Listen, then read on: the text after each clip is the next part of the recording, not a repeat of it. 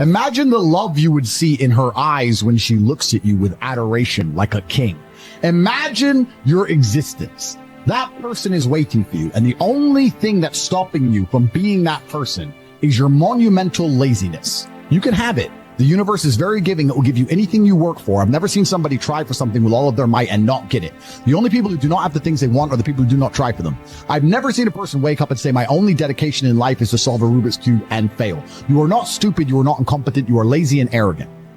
It's extremely important you understand that that person is waiting for you, and you are declining that version of yourself.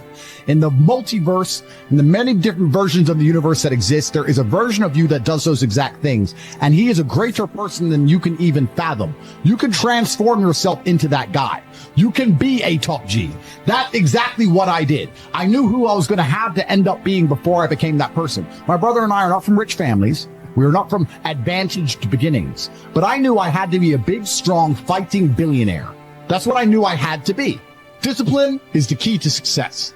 If you cannot force yourself to do something you don't want to do, how are you ever going to put yourself through the suffering required for greatness? If you cannot force yourself to train when you do not want to train, if you cannot force yourself to work when you don't want to work, or force yourself to eat right, how can you possibly ever become a monumentally successful person if you cannot control yourself long enough to do what must be done as opposed to what you feel like doing? The only people who get to live their lives based on how they feel are women and children. Children can cry because they feel like crying, as can a woman. A woman can start an argument because she feels like arguing, as can a child. A man must do what he is supposed to do irregardless of how he feels. That is the key component to masculinity, is discipline. If you do not have the discipline to dedicate yourself to anything, you are going to fail and be crushed by the people who can. If you only go to the gym when you feel like going to the gym, you're never going to be as strong as the people who go to the gym when they don't feel like going to the gym. That is a reality of life. So, I train every single day. I've actually heard from some people saying, you overtrain. And I explained to them, one, I don't believe in rest. I'm not you. I'm not pussy, and I'm not broke like you are, Mr. Fitness Trainer, standing around the gym teaching people for $50 an hour. I don't need to listen to you. Secondly, I don't train because I want to get bigger. I train every day because it is difficult to train every day. It hurts. I don't want to. I wake up and I'm busy. I have other things to do. I don't feel like doing it. So I force myself to do it 7 days a week, 365 days a year, so that I know I'm the kind of person who can do what he doesn't want to do when it needs to be done. I am that man. And it is more of a mental exercise than a physical exercise at this point. How can you ever outcompete me if I can force myself to do the things I don't want to do and you cannot? Discipline is absolutely essential for success, and you need to get very comfortable and very used to the idea of understanding that on your path to greatness, there are going to be long periods of time where you hate what you are doing, where you are dissatisfied with the actions you must undertake, where you are tired, where you are stressed. That is why it is difficult. That is why most people won't make it. If the path was easy, everybody would walk it and it would lead nowhere. 100 people start the path, 99 fall off because it is difficult, and the one person who makes it to the end gets the gold. If all 100 made it to the end and the gold was divided by 100, it wouldn't even be worth anything. The difficulty gives it value. The fact that it is difficult to do is the key component into the fact you want it in the first place. If it wasn't difficult, everyone would have it and you wouldn't want it because no one would respect it. It's supposed to be hard. Life is supposed to be hard. You're supposed to think this is terrible. You're supposed to suffer and smile through the pain regardless. Discipline is the key to success in all realms as a man. And if you lack it, you stand no chance. You can give most people a roadmap to success. You can give them a Ferrari with a full tank of gas, and a lot of people still wouldn't make the destination because they would say the drive is too far away. Quitters, they don't have the discipline. You can tell them exactly how to do it. You can give them the mechanism to get there, but they don't have the discipline to complete the drive and end up at the destination. That is the majority of Earth. This is your competition. People who, even if they are told what to do and people tell them exactly how to do it and help them do it, still quit, still fail because they lack discipline. Even me, with my monumental powers, I can't make a quitter successful. It doesn't matter how good I am. It doesn't matter how easily I make it for them to succeed. It doesn't matter how compendious and concise and powerful the real world is. It doesn't matter how much I text them and motivate them, how many emergency meetings I do to try and talk to them and hype them up, how much motivation I give them. It doesn't matter what I do. If they are a quitter, guess what they're going to do? They're going to quit. No matter how simple the map is to read, no matter how fast the Ferrari is, somewhere along the drive, the sun's going to get in their eyes, and they're going to sit there and go, I don't like this is hard, and they're going to quit. Quitters are the number one type of people that nobody can help. If you're a quitter, I can't help you, life can't help you, God himself cannot help a quitter. So if you lack discipline, you lack the very basic building block to any type of success which exists on the planet. By every single metric which can be measured with science, you are going to stay a loser and a failure. Key is to keep training. If you train hard every single day, you don't have to worry about a little bit of vitamin C. It's true. If you don't train and you don't smoke, you're still going to be a pussy. Yes. The answer is always hard work. As soon as you are granted life, you are guaranteed death. What you do in between is up to you. You are all conscious. That could end tomorrow, that could end in 100 years. But the time between the beginning of your consciousness and the end of it is completely up to you. Training is never the wrong decision. If you're in jail, you should train. If you are free, you should train. If you are rich, you should train. If you are poor, you should train. If you smoke, you should train. If you don't smoke, you should train. If you drink, you should train. If you don't drink, you should train. You cannot escape that hard work is always the correct decision. There is no time in any scenario when working hard is going to be the wrong answer. You should always try your very best in all things. I will smoke 10 cigars a day and beat the shit out of you because I train harder than you can possibly fathom. Pain is an extremely important part of the equation. Pain is the elixir of success. When people say this bad thing happened to me and I'm suffering, I say good. It is pain which is required. It's one of the elements in the chemical reaction. If the chemical reaction requires 5 particular distinct compounds and you have 4 and you're missing 1, it simply doesn't work. Pain for a man is one of the most important elements in becoming successsul. Batman is Batman because they killed his parents. If they did not kill his parents, he would not be Batman. You're supposed to suffer. You're supposed to take that pain. The worst thing that can happen to you as a man is you live a life with no pain in it. To be born into a rich family and have a nice, easy life and be given money and you don't have to go to the gym and not have to train because you have bodyguards and sit around like a fuck up. You're going to be miserable and unhappy and a drug addict buying prostitutes. You're only going to have women who adore you. You're only going to feel confident in yourself and feel happy when you've been through hell and come out the other side. The pain is required. And you'll often notice that people who are better than you are people who have suffered more than you have suffered. So the person who is waiting for you, he requires your motivation. It also requires huge amounts of pain. So when bad things happen to you, do not sit at home and lament. Do not feel sorry for yourself. Instead, look in the mirror and say, thank you, God, for giving me one of the ingredients that is needed for the chemical concoction that is going to turn me into a superhero. Because pain is an extremely important one. In fact, it's one of the most important ones for a man. Everything is war. All of it. Sitting in the commute without losing your patience is war. Trying to find a way to escape your slave job is war. Keeping your wife happy and your children inspired is war. Training to become stronger than before is war. It is all war, and it cannot be avoided. And I'll tell you why it's war, because war is 2 opposing sides trying to achieve the same goal. 2 opposing sides want the same land or the same influence over X land. And the car you want, the Ferrari, you're not the only person who wants it. The reason it's so expensive is because others people want it. The girl you want, the beautiful woman, everyone wants her. It is war. It is competition. Discipline is such an important thing, which is why you must take the pain and add it to the concoction to become as formidable as possible. Life is war. This idea that you can go through life as a man and avoid war is probably the biggest mistake that most men make, because it is impossible for you to achieve anything significant without war. Running a business is war. Running a hotel, running a restaurant, running an online company, it's war. Training is war. Life as a man is war. You need to wake up and view it exactly as what it is. Everything I want, other people want. Everything I desire, other men are trying to get. This is a war and I must outcompete them. That is the best possible mental model you can have. Even in jail, it was a war for who could stay most calm.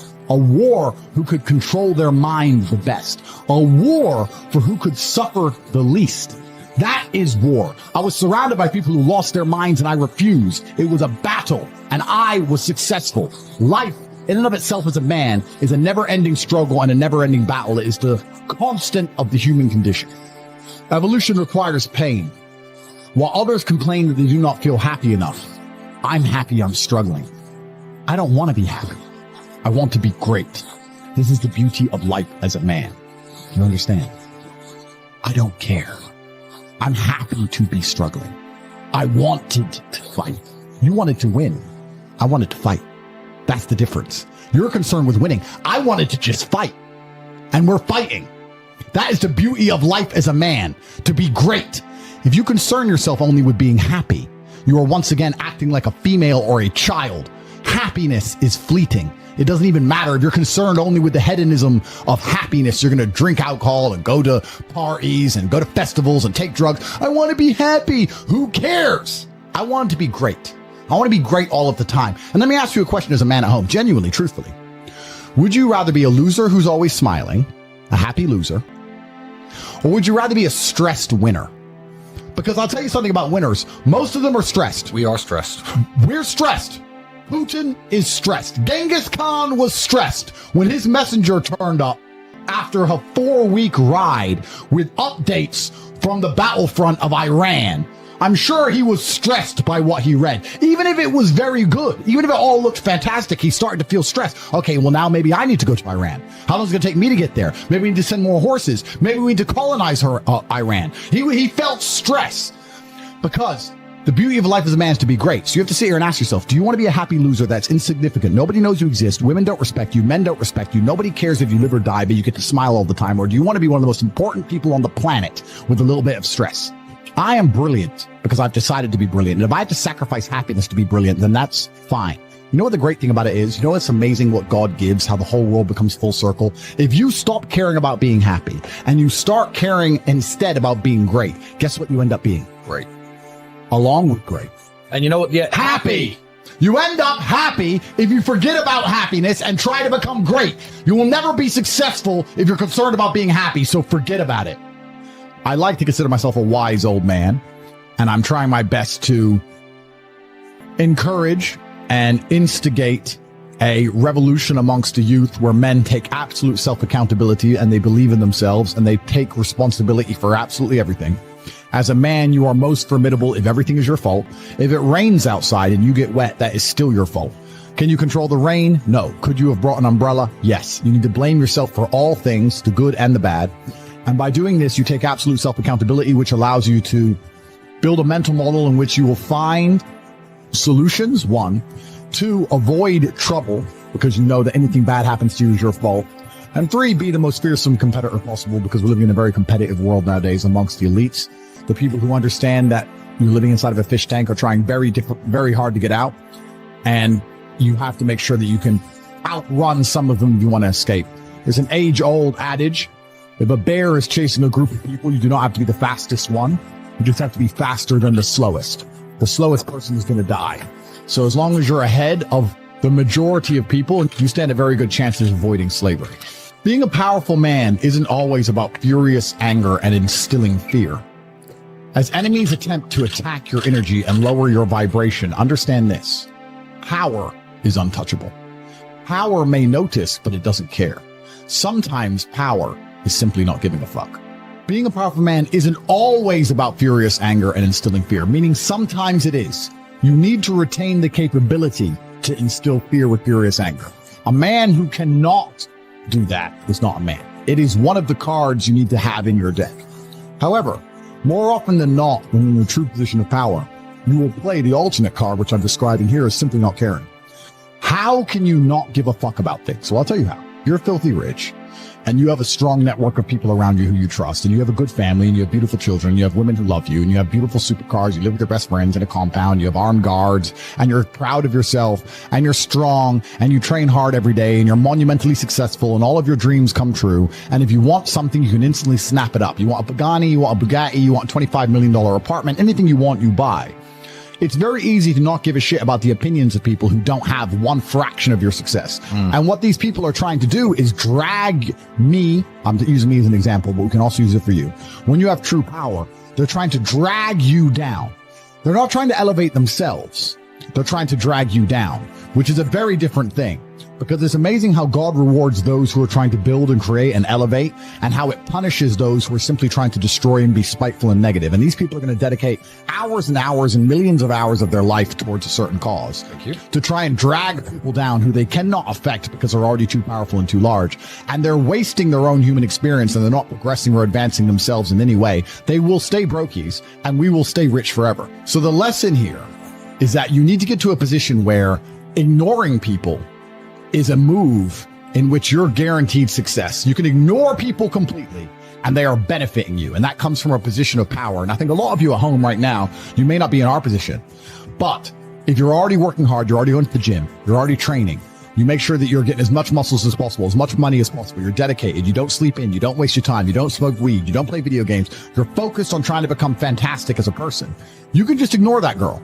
That girl who broke your heart or cheated on you, just ignore her. The most powerful move you can make is ignore her. Yeah, you could yell at her. Yeah, you could try and make her scared of you, blah, blah, right? That's not going to work.